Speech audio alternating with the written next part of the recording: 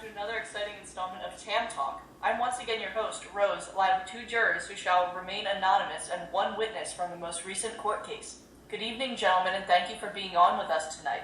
To start off, could one of you break down what the trial was about for those of us listening who aren't aware of this case? Yes, I can, Rose. In short terms, what happened involved a 19-year-old boy who was convicted of killing his father with a switchblade knife.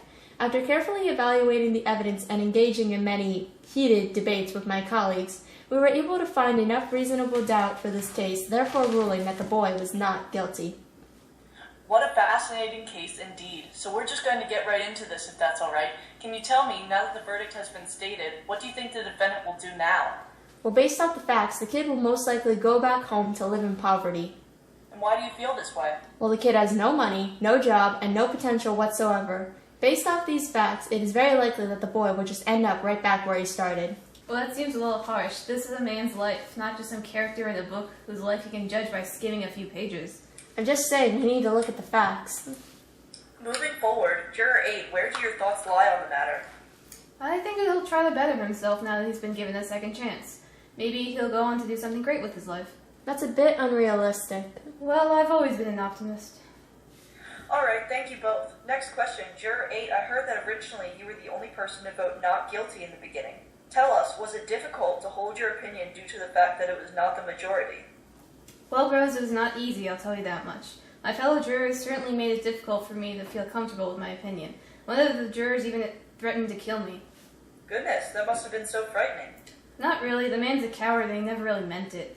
However, even after that little episode, I always stood my ground, because when you know in your heart what's right, it's easy to express it. Above all else, I only wanted justice to be done, and I will fight to see that this happens. What an inspirational message to all our viewers out there. Now, on a different note, many people outside the courtroom are still not convinced of the not guilty verdict. With this in mind, can either of you tell us which piece of evidence made the boy's innocence so apparent? Now that I can easily do. You see, after discussing the events of the case for some time, the most compelling piece of evidence that we found was when the knife used to kill the boy's father was pointed downwards into the man's chest. I'm sorry, but I don't quite understand. Well, you see, the kid's an experienced knife fighter, and to point the knife downwards is an amateur mistake, and the boy's no amateur.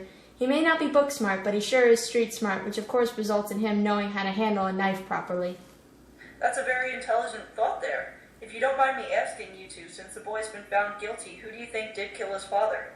We're not sure, but as members of the jury, that was never any of our concern. Indeed, our only goal was to see if the boy was guilty or innocent, no one else. I see. Well, I guess we'll just have to wait for the authorities to finish their investigation. Now, Mr. Oldman Jenkins. It's pronounced Oldman, thank you very much. People ought to remember my name. I ain't gonna be around forever. Sorry, Mr. Jenkins. As witness of the crime and a man outside the jury room, what do you think about the verdict? In my day, if a man said he saw a crime, people took his word for it, especially if it was one of them. But I assume these boys know what they're talking about. And even though the verdict was not in your favor, do you still feel that this was a fair trial and a just outcome? Mr. Jenkins? Mr. Jenkins! Ooh, bye. Who are you? Where am I? You're on a podcast talking about the court case. I am? Oh, right. Sorry, Rose. When you get to be my age, you tend to get confused about things and forget stuff. It's no big deal, Mr. Jenkins. So again, how exactly do you feel about the trial and the verdict? I think the trial was in fact fair. The boy got a trial by his peers, men who knew nothing about him and had nothing to gain or lose from the case. I guess if they voted unanimously, then the outcome must be just. I may not agree with it, but that's the thing about America. We all reserve the right to hold a different opinion. Powerful words, Mr. Jenkins. Of course, I still think the boy's guilty. Well, that's all the time we have today, folks. I'm Rose, and I'll see you all next week.